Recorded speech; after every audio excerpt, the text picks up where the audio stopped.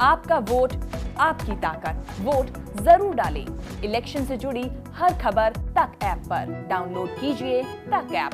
देखिए, मैं तो मीडिया में ही सुनती रही हूँ, जो वो बोलते थे उनकी बातचीत से ऐसा लगा कि शायद वो इतने सशक्त नेता हैं कि उन्हें किसी की आवश्यकता नहीं है। स्वाति जी, सबसे पहले टिकट अब किसी दूसरे को मिला है, ये समय आपके लिए कैसा है? कोई अंतर नहीं पड़ा। हाँ, ये ज़रूर है कि अगर टिकट मिलता तो मैं सरोजिनी नगर में अपने चुनाव में लगी होती। आज मैं किसी और के लिए चुनाव प्रचार कर रही हूँ।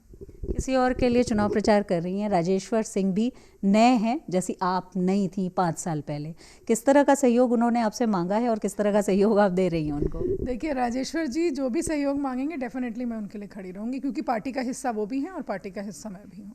पारिवारिक जो एक तरह से विवाद कहें या कश्मकश कहें या और जो उसमें बातें थी वो सामने आई इस बीच, तो क्या बातचीत से ये बात नहीं सुलझी? क्योंकि बात सामने आई और मुझे लगता है ऐसे किसी समय पर जब टिकट मिलने वाला हो, ऐसे किसी समय पर जब बहुत क्रूशियल समय पॉलिटिकली किसी राजनेता के लिए होता है, उस समय ये बहुत मुश्किल होता है। मुझे लगता है मैंने तो कभी इन सब विषयों पर मीडिया में कभी कोई टिप्पणी नहीं की। काफ़ी दिनों से मैं देख रही थी, दूसरी तरफ से बहुत सारी टिप्पणी भी हो रही थी। तो मुझे लगता है अगर उनसे ये सवाल आप करेंगे तो सही जवाब मिल जाएगा, क्योंकि बहुत जो मेरी पर्सनल लाइफ है, मुझे शायद मैं कहीं बोलना उचित नहीं होगा। आज दयाशंकर जी को बलिया से टिकट मिल चुका है, उनको बलिया में है, क्या आप उनके प्रचार के लिए जाएंगी?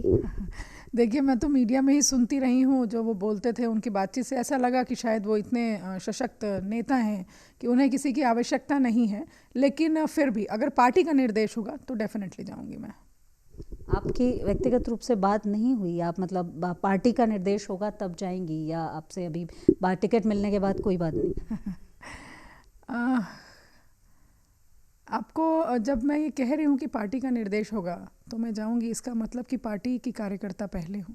कार्यकर्ता आप हैं, लेकिन 5 साल काम करने के बाद आपकी अपनी पहचान बन चुकी है। 5 साल पहले की मैंने बात की कि आप अनजान थी, पॉलिटिक्स में भी कोई आपको नहीं जानता था, आप भी शायद अनजान थी इस क्षेत्र से, लेकिन अपनी पहचान बनने के बाद इसीलिए आपका समाजवादी पार्टी जाने की इसीलिए बात या चर्चा थी। देखिए शिल्पी जी, मुझे आपकी एक बात बहुत अच्छी लगी। आपने कहा कि इस 5 साल में आपकी एक पहचान बन गई।